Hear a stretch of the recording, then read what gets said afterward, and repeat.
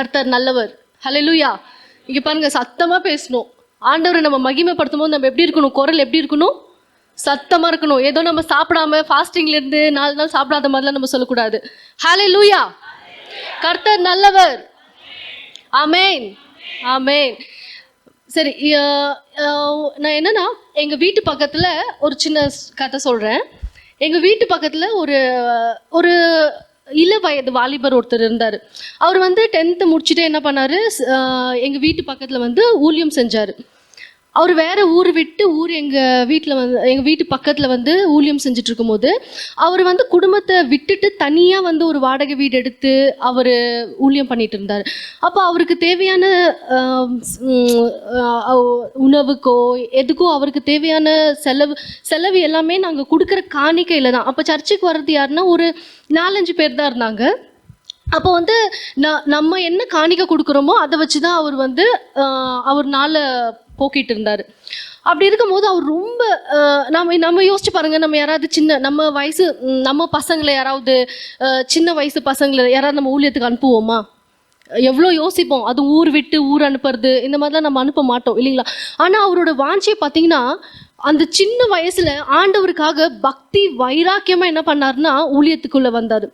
அப்போ அவர் என்ன பண்ணுவார், ஸ்டார்டிங் என்ன பண்ணார், ஒரு சண்டே கிளாஸ் எடுக்க ஆரம்பித்தார். அப்போது ஏன்னா அவர் யாருன்னு தெரியாத ஒரு மனிதர் வீட்டு பக்கத்தில் ஒரு ஊழியத்தை ஆரம்பிக்கிறாரு. எடுத்தோன்னே யாரும் அவரை நம்பலை. அப்போ என்ன பண்ணார், சின்ன பசங்களுக்கு ஒரு சண்டே கிளாஸ் எடுக்க ஆரம்பித்தார். அவர் மேலே ஒரு நல்ல ஒப்பீனியன் வந்துச்சு எல்லாருக்கும். அப்புறம் டியூஷன் எடுக்க ஆரம்பித்தார். அந்த மாதிரி எல்லாம் பண்ணும்போது அப்புறம் நாள் போக போக என்ன பண்ணாங்கன்னா சபையில் மக்கள் கூட ஆரம்பித்தாங்க. அப்போ கூட ஒரு 10-15 பேர் அப்படி தான் சேர்ந்தாங்க. அவர் என்ன பண்ணாருன்னா 40 நாள் தொடர்ந்து ஃபாஸ்டிங் இருந்தார். அவர் எப்படின்னா ஒரு வைராக்கியமான மனிதர், ரொம்ப வைராக்கியம். வெறும் தண்ணி நம்மளால முடியுமா? ஒரு 2 நாள் ஃபாஸ்டிங் இருந்தாலே நம்மளுக்கு என்ன வந்துடும், வயிறெல்லாம் கலக்க ஆரம்பிச்சிடும், வாந்தி வர மாதிரி ஆகிடும், பசிலாம் எப்படி ஒரு பிச்சுக்கிட்டு வந்துடும் இல்லைங்களா? ஆனால் அவர் 40 நாள் வெறும் தண்ணியை மாத்திரமே குடிச்சிட்டு ஃபாஸ்டிங் இருந்தார். அப்போது ஒரு நாள் என்ன பண்ணாரா, 40 நாள் முடிய போகுது. அந்த 40 நாள் முடிய போகும்போது அவர் வீட்டில் என்னென்னா உணவு எதுவுமே கிடையாது. அவர் நம்ம அந்த காலத்தில் இந்த கெரோசின் அதெல்லாம் இருக்கும் இல்லைங்களா, அந்த மாதிரி அவர் வீட்டில் எதுவுமே இல்லை.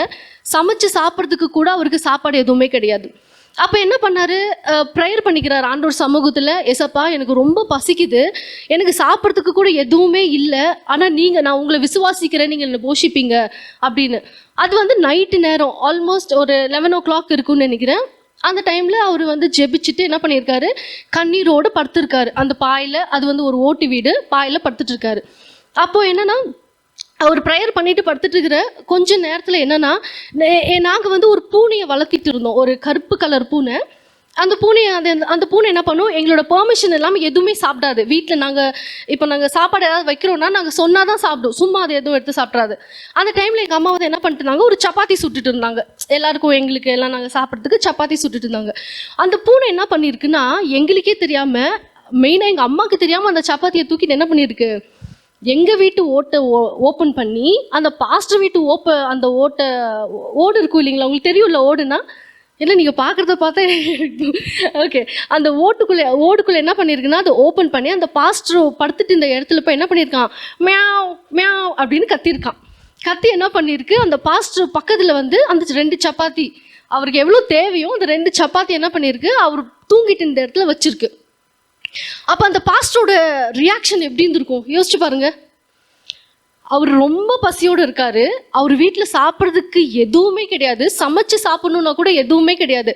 ஆனால் நாங்கள் வளர்த்திட்டு இருந்த பூனை எங்களை மீறி அது எதுவுமே பண்ணாது. நாங்கள் பால் வச்சாலோ இல்லை நான்வெஜ் எது வச்சாலுமே எங்களை மீறி எதுவுமே பண்ணாத பூனை அந்த பூனை எடுத்துகிட்டு ஒரு 2 சப்பாத்தி எடுத்துகிட்டு போய் என்ன பண்ணியிருக்குன்னா அந்த பாஸ்டருக்கு வச்சுருக்கு. அப்போது அந்த பாஸ்டர் என்ன சொன்னாராம், அவர் கண்ணிலேருந்து அவர் எடுத்து சாப்பிட்லையா, அவர் கண்ணிலேருந்து ஒரே கண்ணீர் வடி தான். ஏசப்பா, அவர் நன்றி சொல்லியிருக்காரு. முதல்ல அந்த சாப்பாடை எடுத்துகிட்டு கையில் எடுத்து என்ன அந்த சப்பாத்தி எடுத்து சொல்லியிருக்காரு, நன்றி சொல்லி சாப்பிட்ருக்காரு. ஏன்னா அவர் எவ்வளோ தாகத்தோடு இருந்திருக்காரு. நம்ம ஏசப்பாவை நம்பும் பொழுது, முழுமையாக நம்பும் போது அவர் நம்மளை கைவிட மாட்டார். ஆமென். அது யாரை கொண்டுனாலும் நம்மளை போஷிக்க ஒரு வல்லவராக இருக்கிறார். ஆமேன். இப்போ நம்மளா இருந்தால் என்ன பண்ணியிருப்போம், அந்த பூனை யார் வீட்டில் எங்கே எப்படி செஞ்சுருந்தாங்களும் தெரியலையே, தூக்கிட்டு அது வாயில் கவிட்டு வேற போட்டுருக்கே அப்படின்னு நம்ம 1000 யோசிச்சிருப்போம் இல்லைங்களா? ஆனால் அந்த மனிதர் பாருங்களேன், அந்த ஆண்டவர் கொடுத்தார் அப்படின்னு சொல்லிட்டு அது பாய்சன் ஆகுமோ, அது எச்ச வச்சு சாப்பிட்டது என்ன ஆகுமோ ஏதாகுமோ எதுவுமே யோசிக்காம அந்த உணவு கிடச்சிச்சின்னு சொல்லி ஆண்டவருக்கு என்ன பண்ணாராம், நன்றி சொல்லி சாப்பிட்டாராம். அப்போ இது எங்களுக்கு தெரியாது. மறாவது நாள் சண்டே சர்வீஸ் நடக்குது.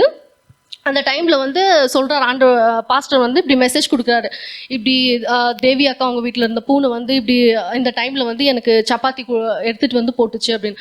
அப்போ நாங்கள் எல்லாமே ஆண்டவருக்கு மகிமைப்படுத்தணும். அப்போ யோசிச்சு பாருங்களேன், இப்போ இங்கே மெசேஜ் கொடுக்கறது யாராக இருக்கிறது நம்மளுக்கு முக்கியம் கிடையாது. யாரெல்லாம் தாகத்தோடு வந்திருக்கீங்களோ, யாரெல்லாம் தேவ ஆவியானவர் நம்மளோட பேசணும் நீங்கள் வந்திருக்கீங்களோ, அவங்களோட ஆண்டவர் பேச வல்லவராக இருக்கிறார். ஹல்லேலூயா.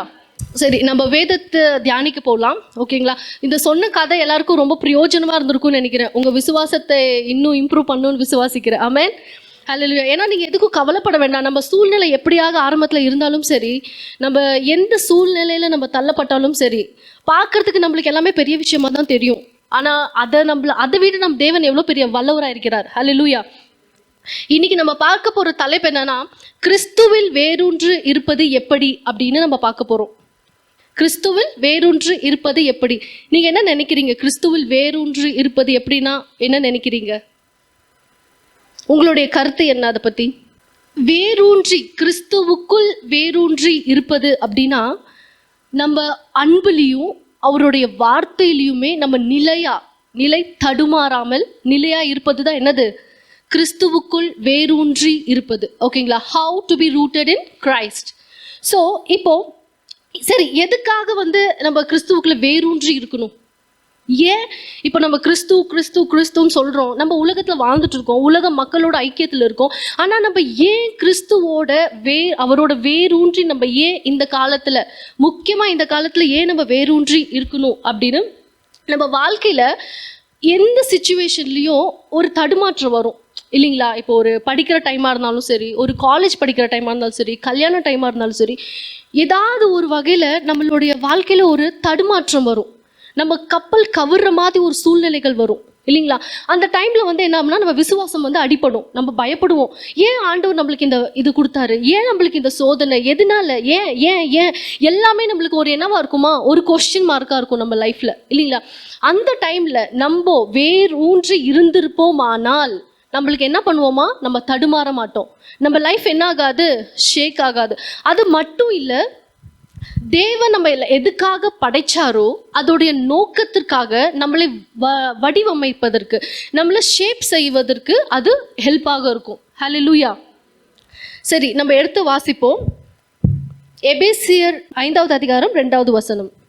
கிறிஸ்து நமக்காக தம்மை தேவனுக்கு சுகந்த வாசனையான காணிக்கையாகவும் பலியாகவும் ஒப்பு கொடுத்து நம்மில் அன்பு கூர்ந்தது போல நீங்களும் அன்பிலே நடந்து கொள்ளுங்கள். ஆமென். இப்போ நம்மளுக்கு ஆண்டவர் எப்படி சொல்லியிருக்காருன்னா, கிறிஸ்து நமக்காக, யாருக்காக? மற்றவங்களுக்காக கிடையாது, வெளியே இருக்கிறவங்களுக்காக கிடையாது, நமக்காக தம்மை தேவனுக்கு சுகந்த வாசனையாக எப்படி கொடுத்துருக்காராம்? சுகந்த வாசனையான காணிக்கையாகவும் பலியாகவும் ஒப்பு கொடுத்து நம்மில் அன்பு கூர்ந்தது போல நீங்களும் அன்பிலே நடந்து கொள்ளுங்கள். அப்போ அவர் நம்ம மேலே எப்படி அன்பு கூர்ந்திருக்காராமா? அவரை பலியாக கொடுத்து, அவரை காணிக்கையாக கொடுத்து நம்ம மேலே அன்பு காட்டியிருக்காருங்களாம் இல்லைங்களா? ஏதோ ஒரு நேம் சேக்குக்காக, ஒரு ஃபார்மாலிட்டிக்காக, எனக்கு உங்களை பிடிக்கும், ஐ லவ் யூ அப்படின்னு ஒரு ஃபார்மாலிட்டிக்காக பைபிளில் அவர் சொல்லலை. மற்றவங்கள மாதிரி உலக மக்கள் எப்படி பண்ணுவாங்க? ஒருத்தவங்களுக்கு பிடிக்கும் அப்படின்னு என்ன பண்ணுவாங்க, ஒரு ஃபார்மாலிட்டிக்கு சொல்லுவாங்க, எனக்கு உங்களை ரொம்ப பிடிக்கும். அது கேட்டோடனே நம்ம என்ன பண்ணிடுவோம், அப்படியே விழுந்துடுவோம் இல்லைங்களா? யாரோ அதுவும் நம்ம சோகத்தில் இருக்கும் போது, நம்மளை கவலையில் இருக்கும் போது, நம்ம அப்படியே அந்த இமோஷனல் என்ன பண்ணுவோம், யாராவது ஐ லவ் யூன்னு சொல்லிட்டு எப்படி இருக்கும், நம்மளுக்கு உள்ளே இருக்கிற எல்லா உணர்வுகளும் என்ன ஆகிடும், ஆக்டிவேட் ஆகிடும். ஆனால் நமக்காக ஒருத்தர் அவரையே சுகந்த வாசனையாக காணிக்கையாக எப்படி கொடுத்துருக்காரு, ஆஃபரிங்காக கொடுத்துருக்காராம், பலியாக நம்ம கொடுத்துருக்காரு. அப்போது நம்ம அப்படிதான் அவர் சொல்லியிருக்காரு, நான் உங்கள் மேலே அன்பு கூர்ந்தது போல நீங்களும் அன்பிலே நடந்து கொள்ளுங்கள். அப்போது நம்மளால் இப்படி இருக்க முடியுங்களா? அன்பா நம்மளால முடியுமா? அதுவும் இந்த காலத்துல யோசிச்சு பாருங்க, அவர் காணிக்கையா பலியா அவரை கொடுத்துருக்காரு. நம்மளால அப்படி அவர் மாதிரி அன்பு காட்ட முடியுமா? நம்மளால முடியுங்களா? முடியாது. இப்போ ஒரு எங்கள் வீட்டில் எப்படின்னா, நாங்கள் சர்ச்சுக்கு போகும்போது எங்கள் அம்மா கிட்ட கேட்போம், அம்மா ஆஃபரிங் கொடுங்க, காணிக்கை போடணும்னு சொல்லுவோம். அப்போ எங்கள் அம்மா சொல்லுவாங்க பர்ஸ்லேருந்து எடுத்துக்கோங்க. நாங்கள் பர்ஸில் போய் கை வச்சோன்னே எவ்வளோ கம்மியாக இருக்குதோ அதை தான் நாங்கள் கையில் எடுப்போம். எடுத்தோன்னே ஜாஸ்தி ஒரு 500 ருபீஸ் 100 ருபீஸ் வந்துச்சுன்னா அதை எடுக்க மாட்டோம்.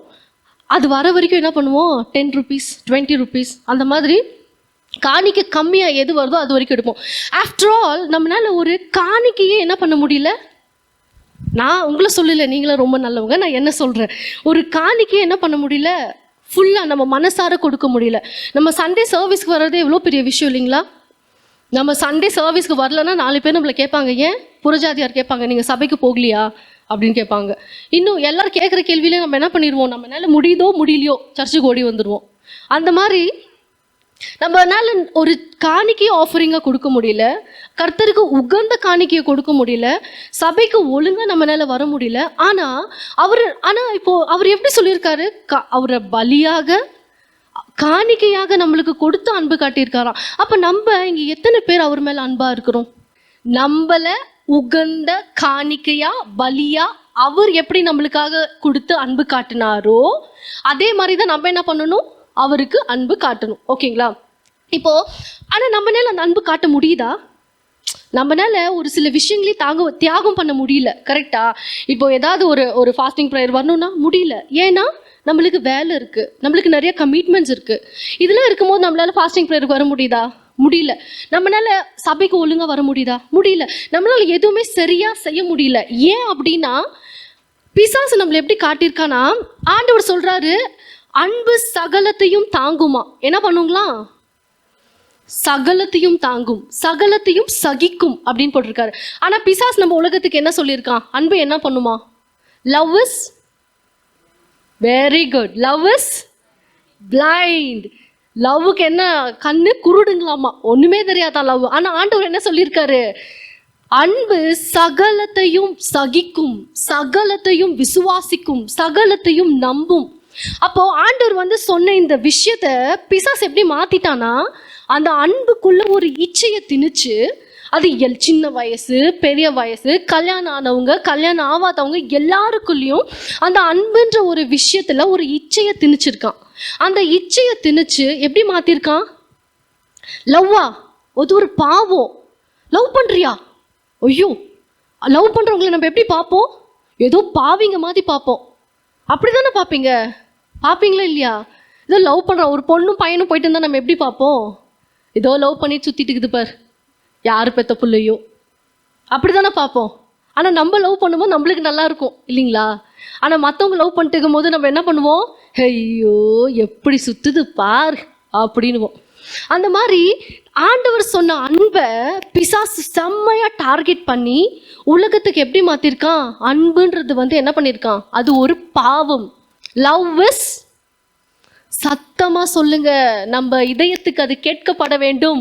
Love is sin, love is பாவம், அன்புன்றது எவ்வளோ பெரிய பாவம் அப்படின்னு. ஆனால் ஆண்டவர் சொல்லியிருக்காரு, நீங்கள் எல்லார்கிட்டையும் நீங்கள் அன்பாக இருக்கணும், எல்லாரிடமும் அன்பாக இருக்க வேண்டும் அப்படின்னு சொல்றாரு. எபேசியர் 4வது அதிகாரம் 29 முதல் 32வது வசனம் வரைக்கும் வாசிப்போமா? கெட்ட வார்த்தை ஒன்றும் உங்கள் வாயிலிருந்து புறப்பட வேண்டாம், பக்தி விருத்திக்கு ஏதுவான நல்ல வார்த்தை உண்டானால் அதையே கேட்கிறவர்களுக்கு பிரயோஜனம் உண்டாகும்படி பேசுங்கள். இப்போ ஆண்டவர் என்ன சொல்றாருன்னா, கெட்ட வார்த்தை, இங்க யாரெல்லாம் கெட்ட வார்த்தை பேசுவீங்க, உண்மையா சொல்லணும், ஆண்டவர் பார்த்துட்டு இருக்காரு, நம்ம ஆண்டவர் சமூகத்தில் இருக்கும், யார் வாயில இருந்தெல்லாம் கெட்ட வார்த்தை வரும்? இவ்வளோ நல்லவங்களா இருக்கீங்களா? இப்போ நாளா எப்படின்னா, சின்ன வயசுல நான் அடிக்கடி சின்ன வயசுன்னு சொல்லும் போது இப்போ வயசாயிடுச்சுன்னு நினச்சிக்காதீங்க. நான் சின்ன வயசுன்னு சொல்றது நான் ஸ்கூல் படிக்கிற டைம், ஓகேங்களா? ஸோ அப்போ நிறைய அனுபவத்தை நான் பெற்றுக்கொண்டு இருக்கேன். அப்போது ஒரு ஸ்டைலுக்காக ஒரு ஃபேஷனுக்காக நாங்கள் என்ன பண்ணுவோன்னா, கெட்ட வார்த்தை பேசுறது உண்டு. கெட்ட வார்த்தை யாராவது ஏதாவது பண்ணிட்டாங்கன்னா சொல்ல விரும்பலை, ஆனால் அந்த கெட்ட வார்த்தை பேசுவோம், ஓகேங்களா? அது ஒரு ஃபேஷன். இப்போ யாராவது ஏதாவது சொல்லிட்டாங்கன்னா கெட்ட வார்த்தை பேசணும், இல்லை நம்ம கெட்டவங்களாயிடுவோம் இல்லைங்களா? கெட்ட வார்த்தை பேசாதவங்களாம் கெட்டவங்க அப்படின்னு பிசாசு சொல்லிக்கிறான், நான் சொல்ல பிசாசு. அந்த டைமில் நம்ம என்ன பண்ணணும்? இப்போ திடீர்னு இப்போ நீங்கள் வண்டி ஓட்டிட்டு போயிட்டு இருக்கீங்க, திடீர்னு யாரோ அந்த ரேஷ் டிரைவ் பண்ணி அப்படியே அடிச்சுட்டு போகிறோம். உங்கள் வாயில் என்ன வரும்? நல்லா வார்த்தை வருமா? ஆண்டவரே இவர்களை மன்னியும் அப்படின்னு யாராவது சொல்லியிருக்கீங்களா? தெரியாமல் செஞ்சுட்டாரு, தெரியாமல் இடிக்க வந்துட்டாரு, மன்னிங்கன்னு யாராவது சொல்லியிருக்கீங்களா? சரி நான் உங்களை மன்னிச்சு விட்டுறேன் போங்க அப்படின்னு சொல்லியிருக்கீங்களா? சொன்னது கிடையாது. 4 வார்த்தை நச்சுன்னு கேட்போம். எப்படி கேட்போம்? இல்லைங்களா? ஆனால் அந்த கெட்ட வார்த்தையால் நம்ம வாய் தான் என்ன ஆகுது? கெட்டு போகுதுன்றதை யோசிக்க மாட்டோம் இல்லைங்களா? ஆனால் நம்ம என்ன பண்ணுவோம்? அந்த கெட்ட வார்த்தையில் அவருக்கு நல்லா உரைக்கிட்டும், நல்லா நல்லா உரைக்கிற மாதிரி அப்படியே ஹார்ட்டில் போய் டீப்பாக, அந்த டீப் ஹார்ட்டில் போய் அங்கே நங்குற மாதிரி நச்சுன்னு உட்கார்ற மாதிரி என்ன கேட்போம்? கெட்ட வார்த்தை பேசுவோம் இல்லைங்களா? ஆனால் யார் அந்த கெட்ட வார்த்தையை சொல்லி கொடுத்தது நம்மளுக்கு? பெற்றோர்களா? அங்கேருந்து தான் ஆரம்பிக்குது இல்லைங்களா? இப்போ பெற்றோர்கள் நம்ம என்னென்ன விதைக்கிறாங்களோ ஆரம்பத்தில், அது கண்டிப்பாக பிள்ளைகள் என்ன பண்ணும்? கண்டிப்பாக பாதிக்கும். ஆனால் கல்யாணம்னு சொல்கிறதுங்க ஒரு நம்ம வாழ்க்கைக்கு ஒரு டிரான்ஸ்ஃபர்மேஷனை கொண்டு வருங்க. நம்ம எப்பேற்பட்ட பாவிகளாக இருந்தாலும் சரி, கல்யாணம்ன்றது ஒரு இதுக்குள்ளே மாட்டினோன்னு வச்சுக்கோங்களேன், அது எல்லாருமே எப்படி இருக்கிறவங்கனாலும் மாறிடுவாங்க. ஸோ நம்ம கேஷுவலாக சில வார்த்தைகளை விட்டுடுவோம். அது பசங்களை கண்டிப்பாக இம்பேக்ட் பண்ணும், கண்டிப்பாக பண்ணும். இன்னைக்கு இல்லைனாலும் என்னைக்காவது நம்ம எதை விதைக்கிறோமோ அதை நம்ம அறுவடை செய்தே தீருவோம். ஹல்லேலூயா. நம்ம சாதாரணமாக நினைக்காதீங்க, ஏதோ நம்ம வாழ்கிறோம், ஏதோ சொல்கிறோம், ஏதோ செய்கிறோம், ஒன்றும் இல்லை. நம்ம செய்கிற ஒவ்வொரு கிரியைக்கும் அதுக்கு பலன் உண்டு. அதை நம்ம அறுவடையாக பார்ப்போம். ஓகேங்களா? ஸோ அதனால நம்ம வார்த்தை எப்படி பேசுகிறோன்றத நம்ம பார்த்து பேசணும். அவர் சொல்கிறாரு, கெட்ட வார்த்தை ஒன்றும் உங்கள் வாயிலிருந்து புறப்பட வேண்டாம். என்ன சூழ்நிலை இருந்தாலும் சரி, எப்பேற்பட்ட கோபம் வந்தாலும் சரி, அவர் தெளிவாக சொல்லியிருக்கிறார், கெட்ட வார்த்தை ஒன்று கூட என்ன சொல்லியிருக்காரு? ஒன்று கூட உங்கள் வாயிலிருந்து என்ன பண்ணக்கூடாதான்? வரக்கூடாதாமா. பக்தி விருத்திக்கு ஏதுவான நல்ல வார்த்தை உண்டானால் அதையே கேட்கிறவர்களுக்கு பிரயோஜனம் உண்டாகும்படி பேசுங்கள். என்ன சொல்றாரு பாருங்களேன், பக்தி விருத்திக்கு ஏதுவான நல்ல வார்த்தை உண்டானால். அப்படி சொல்றாரு, உண்டானால் கொஸ்டின் மார்க். உண்டானால் அப்படி இருந்துச்சுன்னா, உங்ககிட்ட இருந்துச்சுன்னா, அப்போ அவருக்கு தெரிஞ்சுக்குது இந்த மாதிரிலாம் நம்ம கிட்ட இருக்காது போல இருக்கு அப்படின்னு. அந்த மாதிரி வார்த்தை தான் நம்ம என்ன பண்ணணுமா? ஒருத்தவங்களுக்கு பிரயோஜனப்படுற வார்த்தை தான் நம்ம பேசணுமா? நம்ம நாவல் என்ன இருக்குது? மரணமும் ஜீவனும் இருக்குது. ஆமென். அதனால நம்ம பசங்க கிட்ட பேசினாலும் சரி, உறவினர்கள் கிட்ட பேசினாலும் சரி, நண்பர்கள் கிட்ட பேசினாலும் சரி, நம்ம வார்த்தை எப்படி விடணுமா? அளந்து விட வேண்டும். ஹல்லேலூயா. 30வது வசனம் வாசிங்க. அன்றியும் நீங்கள் மீட்கப்படும் நாளுக்கென்று முத்திரையாக பெற்ற தேவனுடைய பரிசுத்த ஆவியை துக்கப்படுத்தாதிருங்கள். அப்போது நம்ம இந்த மாதிரி கெட்ட வார்த்தை பேசும்போது, பாவம் செய்யும் போது, பரிசுத்தத்தில் வாழாத போது என்ன ஆகுங்களாமா? நமக்காக கொடுக்கப்பட்ட நம்மளுடைய பரிசுத்த ஆவியானவரை நம்ம என்ன படுத்துவோம்? துக்கப்படுத்துவோம். ஹல்லேலூயா. இப்போது நமக்காக அவர் அனுப்பப்பட்டார் இல்லைங்களா? நம்மளை சீர்திருத்துவதற்காக, நம்மளை சரி பண்ணி பரலோக ராஜ்யத்துக்கு கொண்டு போகும்படியாக அவர் நமக்காக கொடுக்கப்பட்டார். ஆனால் அவர் நம்ம என்ன பண்ணுறோம்? ஒவ்வொரு வாட்டியும் நம்ம என்ன பண்ணுறோம்? பாவம் செய்கிறோம், துக்கப்படுறோம், கெட்ட வார்த்தையை பேசுகிறோம், தூஷணமாக பண்ணுறோம், எல்லாமே பண்ணிட்டு என்ன பண்ணுறோம்? அவரை துக்கப்படுத்துகிறோம். அப்போ நம்ம பண்ணுற ஒவ்வொரு விஷயமும் பரிசுத்த ஆவியானவர் என்ன படுத்துது? துக்கப்படுத்துது. ஆனால் அதுக்கு தான் ஆண்டவர் சொல்கிறாரு, பரிசுத்த ஆவியை துக்கப்படுத்தாதிருங்கள். ஓகேங்களா? ஃபர்ஸ்ட் என்ன சொல்கிறாரு? கெட்ட வார்த்தையை பேசாதீங்க, பரிசுத்த ஆவியை துக்கம் பண்ணாதீங்க. அடுத்து 31வது வசனம். சகல விதமான கசப்பும் கோபமும் மூர்க்கமும் கூக்குரலும் தூஷணமும் மற்ற எந்த துர்க்குணமும் உங்களை விட்டு நீங்க கிடவது. அப்போது 31வது வசனத்தில் என்ன சொல்கிறாருன்னா, சகல விதமான, சில கசப்பு கிடையாது, சகல விதமான கசப்பு. இப்போ நம்ம இருதயத்தில் என்னென்ன கசப்பு இருந்தாலும், கோபம் இருந்தாலும், யார் மேலே என்ன கோபம் இருந்தாலும், மூர்க்கம், கூக்குரல், தூஷணம், மற்ற எந்த துர்குணமும் உங்களை விட்டு என்ன பண்ணணுமா? இமீடியட்டாக. எப்படி? இமீடியட்டாக நம்மளை விட்டு நீங்கணும். அவருக்கு தெரிஞ்சிருக்கு, நம்ம தேவ ஆவியானவருக்கு தெரிஞ்சிருக்கு நம்மக்கிட்ட இந்த எல்லா குணமும் இருக்குன்னு. ஏன்னா நம்மளும் மனுஷங்க தானே, நமக்குள்ளே எல்லாமே இன்பில்டாக இருக்குது. கசப்பு இருக்குது, கோபம் இருக்குது, எல்லாமே இருக்குது. ஆனால் இது எல்லாமே என்ன பண்ணணுமா? நீங்கணும். ஏன் நீங்கணும்? இதெல்லாம் நீங்கினா தான் நம்ம என்ன பண்ண முடியும்? தேவனிடத்துல வேரூன்றி இருக்க முடியும். கிறிஸ்துவுக்குள்ள வந்து நம்ம ரூட்டடா இருக்க முடியும். இதெல்லாம் நம்ம நீங்காம இந்த கசப்பு, வைராக்கியம், இது எல்லாம் கெட்ட வார்த்தை, இதெல்லாம் நம்ம வச்சுக்கிட்டு நம்ம தேவனிடத்துல வந்து நம்ம வேரூன்றி இருக்க முடியுங்களா? கண்டிப்பா முடியாது. 32வது வசனத்தை வாசிப்போம். ஒருவருக்கொருவர் தயவாயும் மன உருக்கமாயும் இருந்து கிறிஸ்துவுக்குள் தேவன் உங்களுக்கு மன்னித்தது போல நீங்களும் ஒருவருக்கொருவர் மன்னியுங்கள். ஆமென். ஒருவருக்கொருவர் எப்படி இருக்கணுங்களாமா? எப்படிங்க இருக்கணும்? தயவா இருக்கணும். தயவா இருக்கணும், மன உருக்கமா இருக்கணும். கிறிஸ்துவுக்குள் தேவன் உங்களுக்கு மன்னித்தது போல நீங்களும் ஒருவருக்கொருவர் மன்னியுங்கள். அப்போ நம்ம என்ன பண்ணணும்னா, ஒரு பேப்பர் எடுத்துக்கணும், ஒரு பென் எடுத்துக்கோங்க, ஒரு லிஸ்ட் போடுங்க. உங்களுக்கு யார் மேலெல்லாம் கசப்பு இருக்குது, யார் மேலெல்லாம் வெறுப்பு இருக்குது, யாரெல்லாம் பிடிக்கலையோ அவங்க மேலே என்ன பண்ணணும்னா, இப்போ பிடிச்சவங்க மேலேயே நம்ம மன்னிக்கிறோம், பிடிச்சவங்க மேலேயே அன்பாக இருக்கோம், பிடிச்சவங்க மேலேயே இருக்குன்றது விஷயம் கிடையாது. நம்மளுக்கு யார் ரொம்ப பிடிக்கலையோ, யார் மேலே ரொம்ப கசப்பு இருக்கோ, யார் மேலே ரொம்ப வைராக்கியம் நமக்கு இருக்கோ அவங்க பேரை எழுதிட்டு அவங்களுக்காக நம்ம ஜெபிச்சுட்டு என்ன பண்ணணும்? மன்னிப்பு. நம்ம ஃபஸ்ட்டு மன்னிக்கணும் இல்லைங்களா? ஆண்டவர் என்ன சொல்றாரு? தேவன் உங்களுக்கு மன்னித்தது போல நீங்களும் ஒருவருக்கொருவர் மன்னியுங்கள். தேவன் நம்மளை மன்னிச்சது போல, அவர் அன்பு காட்டினது போல நம்ம என்ன பண்ணணும்? அன்பு காட்டணும். அவர் மன்னிச்சது போல நம்ம என்ன பண்ணணும்? மன்னிக்கணும். இதெல்லாம் பண்ணாம நம்மளால தேவனிடத்தில் என்ன பண்ண முடியாது? வேரூன்றி இருக்கவே முடியாது. ஓகேங்களா? அதனால நம்மக்கிட்ட என்னென்ன கசப்பு இருக்குன்னு யோசிங்க. நம்ம இப்போ குடும்பத்தில் இருக்கோம், ஒருத்தருக்குள்ள ஒருத்தர் கசப்பு வரும். யூஸ்வலி நான் என்ன ப்ராக்டிஸ் பண்ணுவேன்னா, நம்ம இப்போ மெசேஜ் கொடுக்கறதையெல்லாம் நம்மளால ப்ராக்டிஸ் பண்ண முடியாது இல்லைங்களா? ஒரு சுச்சுவேஷனுக்குள்ளே நம்ம போகிறோம், இப்போ மெசேஜ் கேட்டுட்டோம், வீட்டுக்குள்ளே போகிறோம். வீட்டுக்குள்ளே போனோன்னு அப்போ தான் என்ன வரும்? ஒரு சண்டை வரும். அப்போ தான் ஒரு சூழ்நிலைகள் மாறும். அப்போ நம்ம என்ன செய்யணும்? ஆவியானவருக்கு நம்மளை விட்டு கொடுக்கணும். ஆண்டவரே இப்படி நடக்குது, நீங்கள் பேசுங்க, நீங்கள் கிரியை செய்யுங்க, என் வாயிலேருந்து எந்த கெட்ட வார்த்தையும் வந்துடக்கூடாது, என் கசப்பு வெளியே காட்டிடக்கூடாது, நான் எதுவுமே நடந்துடக்கூடாது, எதுவுமே பண்ணிடக்கூடாது அப்படின்னு சொல்லி நம்ம ஆவியானவருக்கு இடம் கொடுக்கும்போது என்ன ஆகும்னா, நம்மளுக்கு இருக்கிற அந்த வெறுப்பு, வைராக்கியம் என்ன போகுங்களாம்? நீங்கி போகுங்களாம். அதை விட்டுட்டு நம்ம சுயம் ஆக்டிவேட் ஆயிடுச்சுன்னு வைங்களேன், நம்ம உள்ளுக்குள்ளே சேர்த்து வச்சுக்கிற எல்லா கசப்பும் அப்படின்னு என்ன பண்ணிடுவோம்? கக்கிடுவோம்.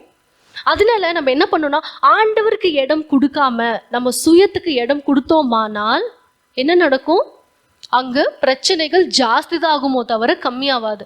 அப்போ நம்மளால யாரையுமே மன்னிக்க முடியாது. நம்ம மன்னிக்காம நம்ம பரலோகத்துக்கு போக முடியாது.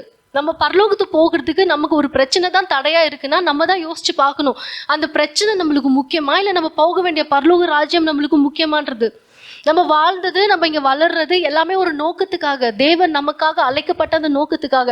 ஆஃப்டர் ஆல் ஒரு பிரச்சனைக்காக, ஆஃப்டர் ஆல் ஏதோ ஒரு ப்ராப்ளம்காக, ஏதோ ஒரு மனிதர் மேலே வச்ச கசப்புக்காக நம்ம அந்த பரலோக ராஜ்யத்தை விட போகிறோமா? இது நம்ம யோசிச்சு பார்க்கணும். நம்ம செய்கிற ஒவ்வொரு செயலையும் பரிசுத்த ஆவியானவர் துக்கப்படுகிறார். நம்ம அந்த நம்ம டெய்லியும் நம்ம மைண்டில் அது ஓடிக்கிட்டே இருக்கணும். நான் இன்னைக்கு என்ன செஞ்சேன்? பரிசுத்த ஆவியானவர் துக்கப்பட்டிருக்காரா? நான் என்ன பண்ணேன்? பரிசுத்த ஆவியானவர் துக்கப்பட்டிருக்காரா? பக்கத்து வீட்டில் ஒரு லேடி இருக்காங்க. அவங்க வந்து என்ன பண்ணுவாங்க, இப்போ பசங்க டாஃப்னா டேனி நல்லா விளையாண்டுட்டு இருப்பாங்க, திடீர்னு வந்து என்ன பண்ணுவாங்க, நோண்டி விட்டுட்டு போயிடுவாங்க. அவங்க கத்துவாங்க, அழுவாங்க. அப்போ அழும் போது என்ன ஆகும்? எனக்கு ரொம்ப கஷ்டமாயிடும். ஏன்னா அவங்க அழுந்தாங்கன்னா நான் தானே போய் சமாதானம் பண்ணும். அப்புறம் எனக்கு கோவம் வரும். அந்த மாதிரி இந்த நடக்கும் போது என்ன ஆகும்னா, என்னையே அறியாம அவங்கள நான் திட்ட ஆரம்பிக்க தோணும். என்ன இவங்க இப்படி வந்து டிஸ்டர்ப் பண்ணுறாங்களே, நல்லா தானே இருந்தோம். இப்போ ஒரு ஆஃபீஸில் வேலை பண்ணிருக்கும் போது டிஸ்டர்ப் பண்ணுவாங்க, வருவாங்க, போயிடுவாங்க. அப்போ ரொம்ப மனசு கஷ்டப்படும்.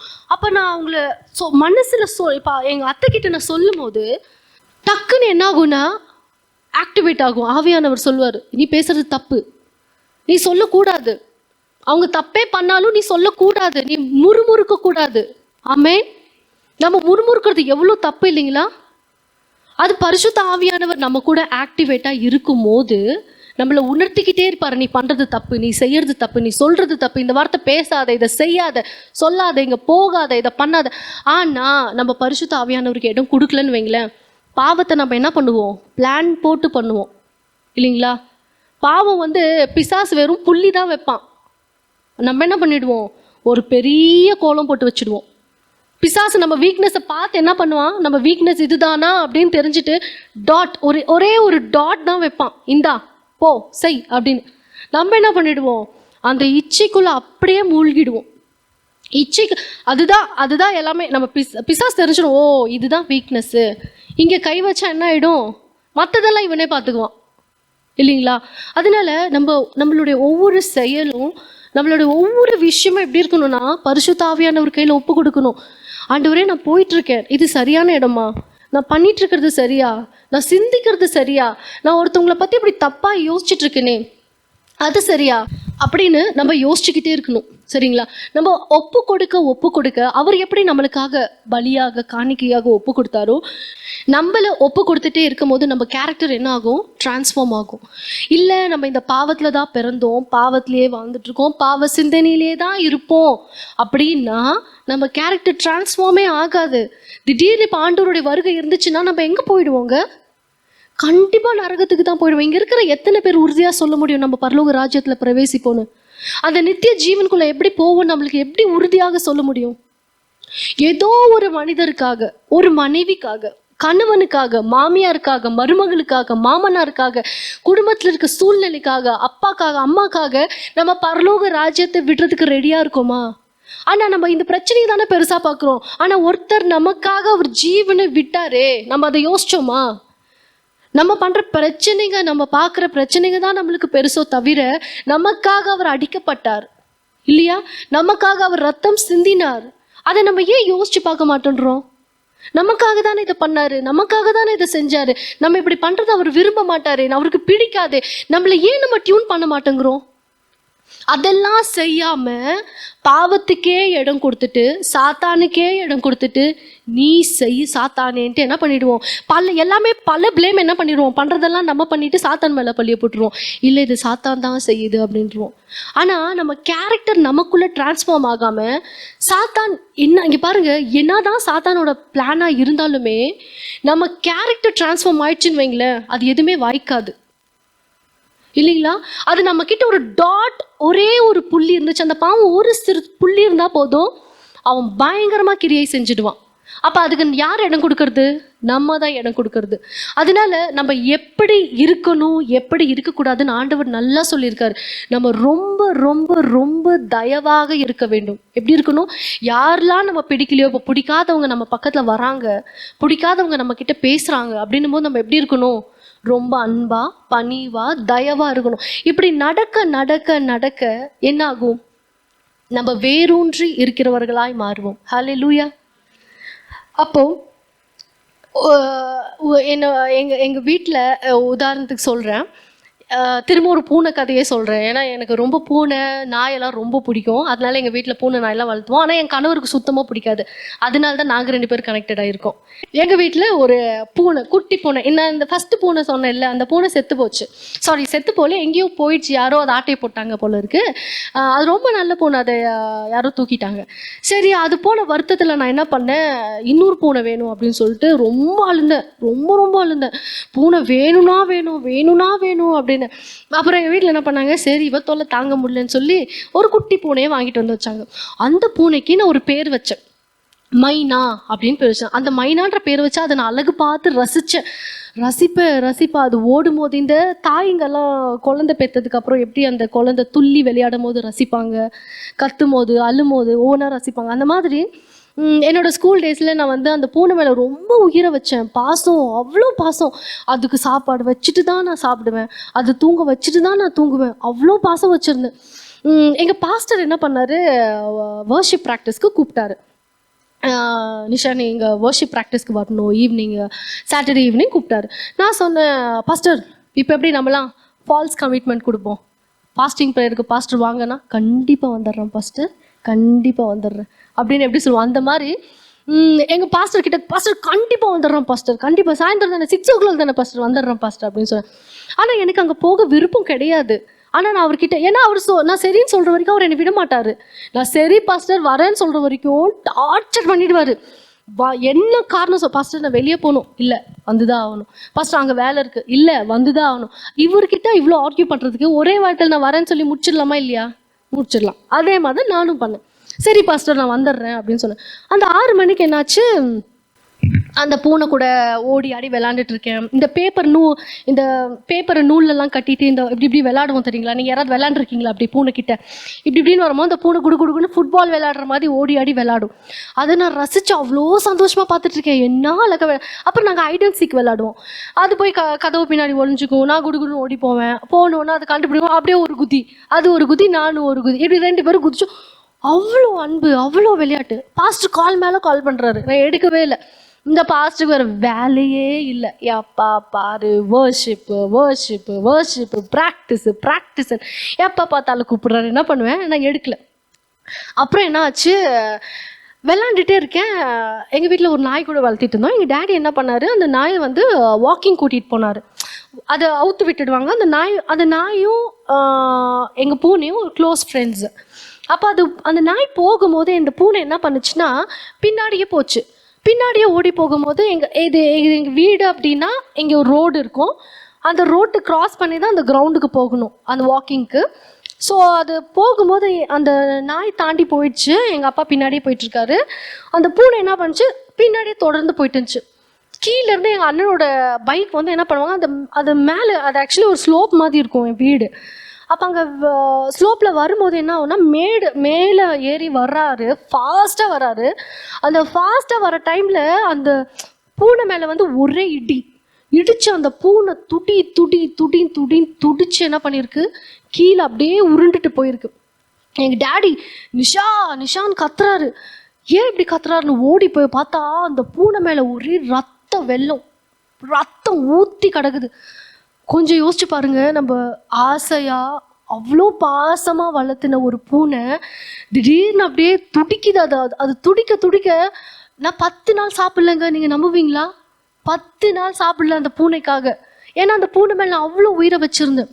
அழுவுறேன், எப்படியாவது இதை காப்பாற்றிட முடியுமா, எப்படியாவது இதை உயிர் கொடுக்க முடியுமா அப்படின்னு துடிக்கிறேன். தாங்கவே முடியல. அப்போது அது ஒரே செகண்டில் எனக்கு என்ன தெரியுமா தோணுச்சு, நான் பூனைக்கு முக்கியத்துவம் கொடுக்காம பாஸ்டர் சொன்ன மாதிரி நான் அந்த வர்ஷிப் ப்ராக்டிஸ்க்கு போய் இருந்தேன்னா பூனைக்கு அந்த நிலைமை வந்திருக்காது. ஆமே, பூனைக்கு அந்த நிலைமை வந்திருக்காது. இப்போ ஆண்டவர் இப்படி ஒரு விஷயத்த நம்மளை ஹர்ட் பண்ணி என்ன சொல்கிறது, நம்மளை நோக்கடிக்கிறதுக்கு அவர் அவ்வளோ கெட்டவர் கிடையாது. ஆனால் அவர் நம்மளை ரொம்ப நேசிக்கிறார் இல்லைங்களா?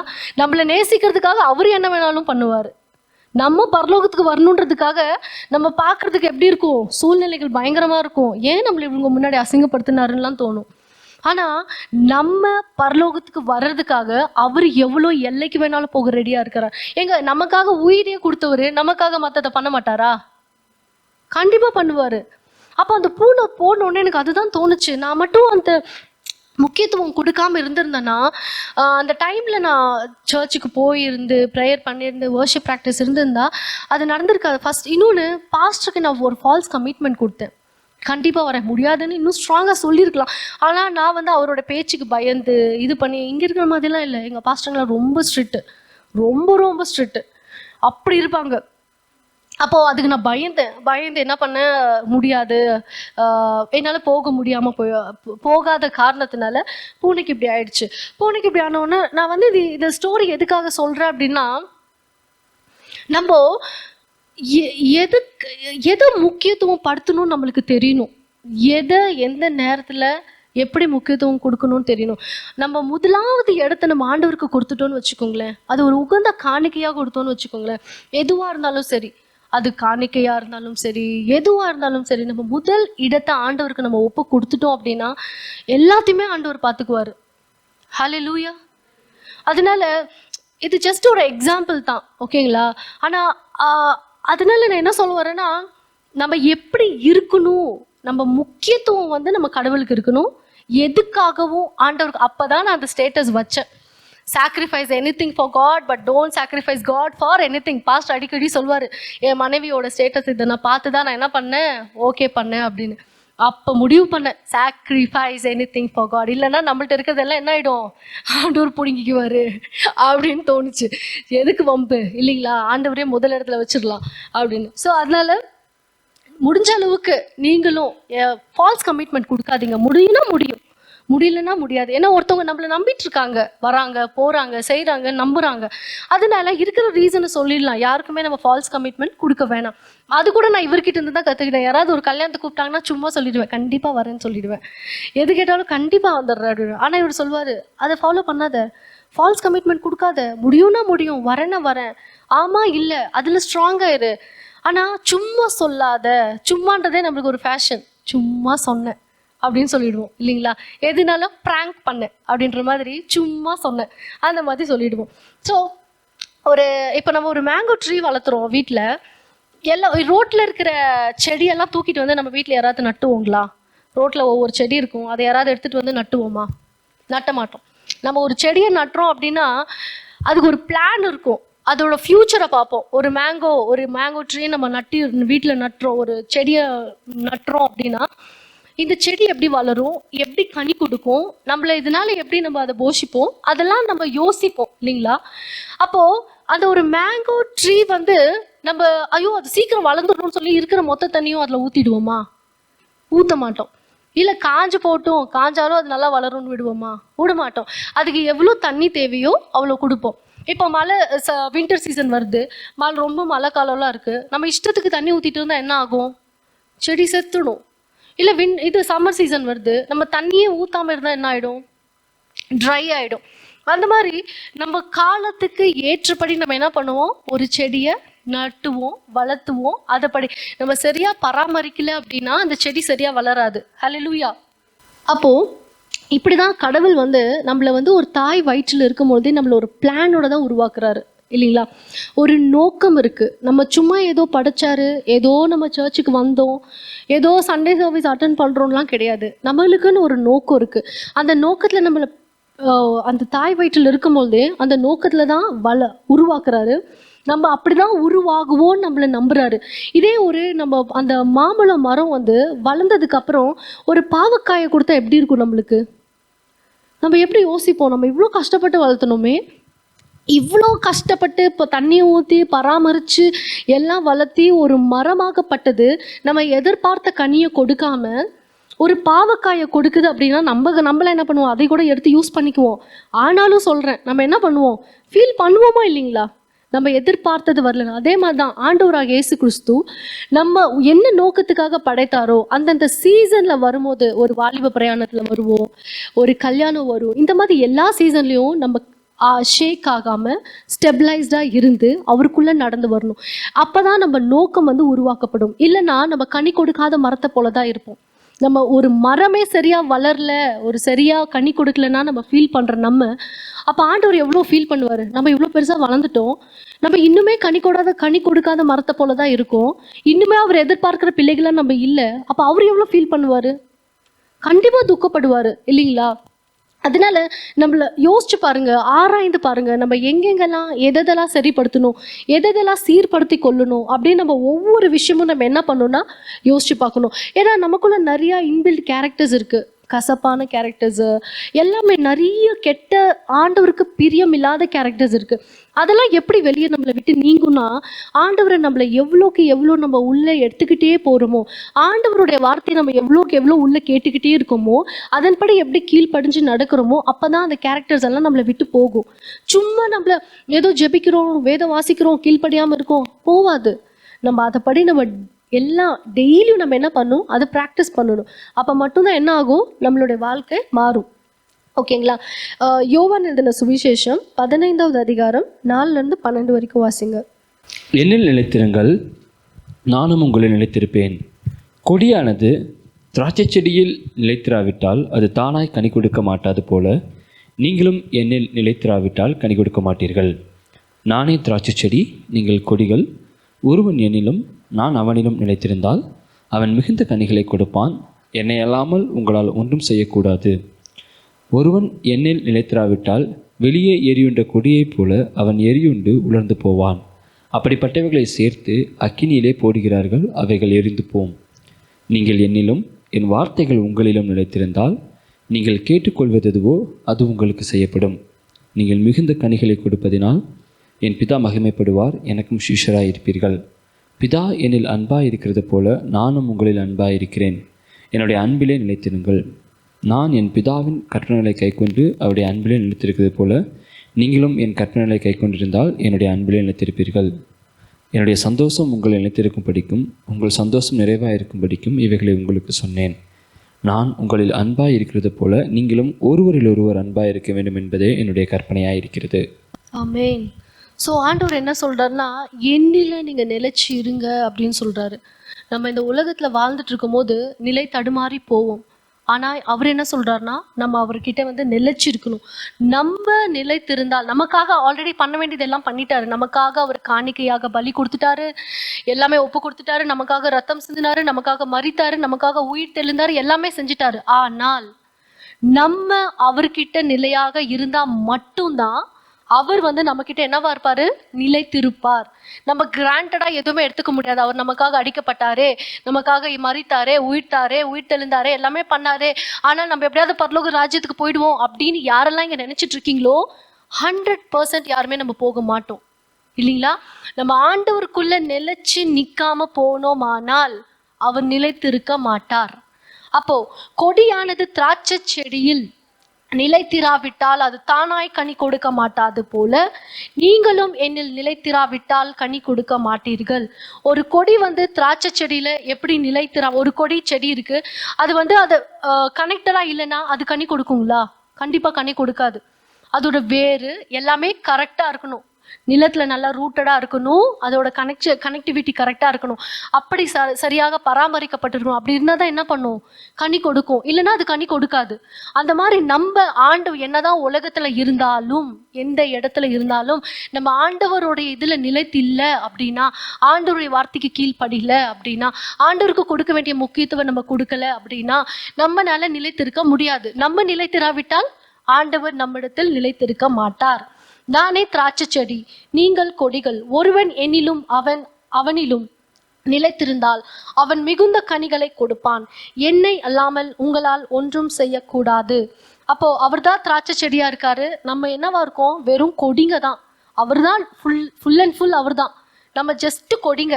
நம்ம தான் அவர்கிட்ட போய் நிலைச்சு நிற்கணும் இல்லைங்களா? நம்ம அவர்கிட்ட நிலைச்சிருந்தா மட்டும்தான் மிகுந்த கனிகளை கொடுக்க முடியுமா?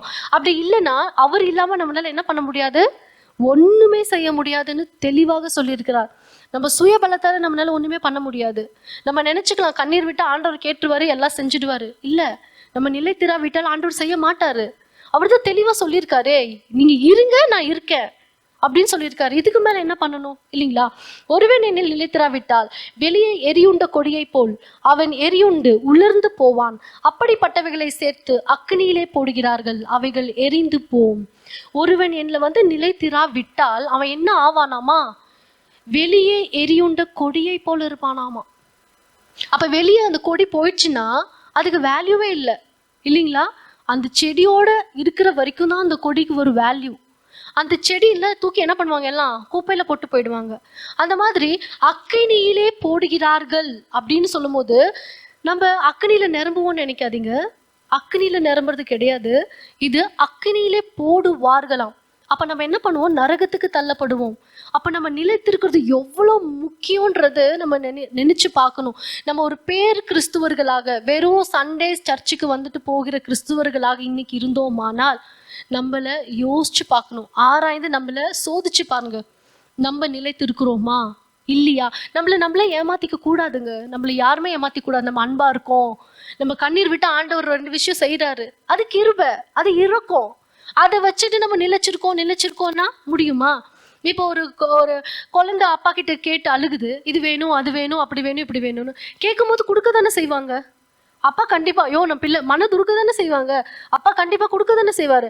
அதன்படி அப்பா கொடுக்கிறார். அதை வச்சுட்டு நம்ம இல்லை, நான் ஆண்டவருக்குள்ள நிலைச்சிருக்கேன், அவர் என் மேல நிலைத்து இருக்காரு அப்படின்னு நினைத்தோமானால் நம்மளே ஏமாற்றி கொண்டிருக்கிறோம். நல்லா யோசிச்சு பாருங்க. அப்போ நீங்க மிகுந்த கனிகளை கொடுப்பதினால் என் பிதா மகிமைப்படுவார். நம்ம மிகுந்த கனி நம்ம கேரக்டர் டிரான்ஸ்ஃபார்ம் ஆக்கிட்டே போகுதுன்னு வச்சுக்கோங்களேன். இப்போ நம்ம கோவம் இருக்கு, ஏசப்பா என் கோவம் இருக்கு, நான் இதை சாக்ரிஃபைஸ் பண்றேன், ஏசப்பா இது என்கிட்ட இதை நான் எடுத்து போடுறேன், என்னால் முடியல தான், ஆனாலும் என்ன முடிஞ்ச அளவுக்கு நான் போடுறேன், நீங்க எனக்கு ஹெல்ப் பண்ணுங்க ஏசப்பா அப்படின்னு நீங்க சொல்லிட்டு நீங்க அதை ப்ராக்டிஸ் பண்ணும்போது அந்த என்ன ஆகும், அந்த கெட்ட கனி நம்மளை விட்டு போகும். கெட்ட கனி நம்மளை விட்டு போகுதுன்னா நல்ல கனி நம்மளுக்கு வரும். இந்த மாதிரி நம்ம ஒவ்வொரு கேரக்டர் டிரான்ஸ்ஃபார்ம் ஆக ஆக ஆக ஆக நல்ல குணம் வர வர வர என்ன ஆகுமா, நம்ம பரமபிதா என்ன பண்ணுவாரா, மகிமைப்படுவாராம். அப்போ மகிமைப்படும் போது நம்ம என்ன ஆகுவோம், அவருக்கு சீஷர்களாக இருப்போம். ஹல்லேலூயா.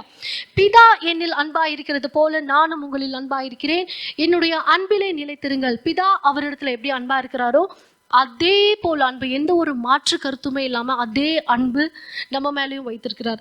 அப்ப நம்ம திரும்பவும் என்ன சொல்றாரு பாருங்களேன், நிலைத்திருங்கள். ஏன்னா அவருக்கு தெரியும் நம்ம நிலை தடுமாறி போயிடுவோம். ஏதாவது நம்ம ஃபேமிலியில ஒன்னு ஆயிடுச்சுன்னா போதும், விசுவாசம் பறந்து போயிடும். ஆண்டவரே நீர் இங்க இருக்கீங்களா, கண்ணு இருக்கா, காது இருக்கா, என் சூழ்நிலையை பாக்குறீங்களா, இருக்கீங்களா இல்லையா, எல்லாமே சொல்லுவோம் இல்லைங்களா. நிலை தடுமாறுவோம், நம்ம நம்பிக்கை இழந்து போவோம், நம்ம வாழ்க்கையில நம்ம எதிர்பார்த்தது நடக்கல. இந்த குறிப்பிட்ட ஒரு டார்கெட் கொடுப்போம், ஆண்டவருக்கே ஒரு டார்கெட் வைப்போம், ஏசப்பா இந்த டைமுக்குள்ள இது நடக்கல அப்படின்னா நான் என்ன பண்ணுவேன்னு எனக்கு தெரியாது. நான் இது செய்யலான்ட்டு இருக்கேன், இதை நான் செய்ய மாட்டேன். இதை பண்ணலான்னு இருக்கேன், இனிமேல் நான் அதை பண்ண மாட்டேன். இனிமேல் நான் சர்ச்சுக்கு வர மாட்டேன், இதுக்கு மேல் நான் வேதம் வாசிக்க மாட்டேன், இதுக்கு மேல் நான் ஜெபிக்க மாட்டேன். நீங்க இது செஞ்சீங்கன்னா நான் செய்கிறேன். என்ன ஒரு செக்கு, ஆண்டவரையே நம்ம பிளாக்மெயில் படுத்துறோம் இல்லைங்களா. ஆண்டவருக்கு நீங்க பண்ணீங்கன்னா நான் பண்றேன், இல்லைன்னா பண்ண. அவர் இன்னும் எவ்வளோங்க நம்மளுக்காக பண்ணுவாரு. எல்லாத்தையுமே பண்ணிட்டாரு, உயிரையே கொடுத்துட்டாரு, எல்லாமே செஞ்சுட்டாரு. ஆனாலும் ஏசப்பா நான் பாவத்துல தான் இருப்பேன், என்னால இருக்காம இருக்க முடியாது, பாவத்துல இல்லாம இருக்க முடியாது அப்படின்னு நம்மளே ஏமாத்திட்டு இருக்க போறோமா? அதனால அவருக்கு இந்த லாஸ் கிடையாது. நம்மளுடைய ஜீவன் தான் லாஸ்ல போகுது, அவர் கிடையாது. அதை நம்ம யோசிச்சு பார்க்கணும். நம்ம தான் அவர் இடத்துல ஃபர்ஸ்ட் நிலைத்து நிற்க வேண்டியவர்களா இருக்கிறோம். நான் என் பிதாவின் கற்பனைகளை கை கொண்டு அவருடைய அன்பிலே நிலைத்திருக்கிறது போல நீங்களும் என் கற்பனைகளை கை கொண்டிருந்தால் என்னுடைய அன்பிலே நிலைத்திருப்பீர்கள். அவர் ஃபர்ஸ்ட் அவர் என்ன சொல்றாரு, அவர் பிதாவிடத்துல அன்பா இருக்கிறது போல அவரும் நம்மளிடத்துல அன்பா இருக்காரு அப்படின்னு சொல்லிட்டாரு. அடுத்தது அவர் பிதாவின் கற்பனையை கை கொண்டது போல நம்மளும் என்ன பண்ணணுமா, கற்பனையை கை கொள்ளணுமா. அப்பதான் என்ன பண்ணுவோமா, அவருடைய இதுல அன்பிலே நிலைத்திருப்போம். என்னுடைய சந்தோஷம் உங்களில் நிலைத்திருக்கும்படிக்கு, உங்கள் சந்தோஷம் நிறைவாய் இருக்கும்படிக்கு இவைகளை உங்களுக்கு சொன்னேன். என்னுடைய சந்தோஷம் உங்களில் நிலைத்திருக்கும்படிக்கு. எல்லாரும் இங்க நிக்கிறவங்க என்ன கேட்பாங்க, சந்தோஷமா இருக்கீங்களான்னு தான் கேட்பாங்க இல்லைங்களா. ஆனா அவங்களுக்கு தெரியும் அவங்களும் சந்தோஷமா இருக்க மாட்டாங்க சில விஷயத்துல, மற்றவங்களும் உக்காண்டிருக்கவங்களும் சந்தோஷமா இருக்க மாட்டாங்க. ஆனாலுமே சந்தோஷமா இருக்கியான்னு கேட்போம் இல்லைங்களா. ஏன்னா நம்ம கர்த்தருக்குள்ள சந்தோஷமா இருக்க வேண்டும். ஏன்னா கர்த்தர் நம் பட்சத்தில் இருக்கிறார். எந்த சூழ்நிலை வந்தாலும், யார் கைவிட்டாலும், யார் கைவிடாமல் போனாலும் கர்த்தர் நம்மோடு இருக்கிறார். அப்ப நம்ம எப்படி இருக்கணும், சந்தோஷமா இருக்கணும். சந்தோஷமா இருக்கும் போது உங்கள் சந்தோஷம் நிறைவாய் இருக்கும்படிக்கும் இவைகளை உங்களுக்கு சொன்னேன். நான் உங்களில் அன்பாயிருக்கிறது போல நீங்களும் ஒருவரில் ஒருவர் அன்பாயிருக்க வேண்டும் என்பதே என்னுடைய கற்பனையாய் இருக்கிறது. அவர் நம்ம இடத்துல ஃபர்ஸ்ட் அவர் பிதாவிடத்துல அன்பா இருக்கிறார். பிதா அவர்கிட்ட அன்பா இருக்கிற மாதிரி அவர் பிதாவிடத்துல அன்பா இருக்கிறாரு. அவருடைய கற்பனையை நம்ம கீழ்ப்படினோம். அவர் நம்ம அவர் மேல எப்படி அன்பா வச்சிருக்கிறோமோ, அவர் நம்ம மேல எப்படி அன்பு வச்சிருக்கிறாரோ அதன்படியாக நம்மளும் ஒருவருக்கு ஒருவர் எப்படி இருக்கணும், அன்போடு இருக்கணும். எப்படிங்க இருக்கணும், கசப்பு இல்லாமல், வைராக்கியம் இல்லாமல், கோபம் இல்லாமல், அது யாராக இருந்தாலும் அன்போடு இருந்தோமானால் நம்ம அவருக்குள்ள நிலைத்து நிற்போம்.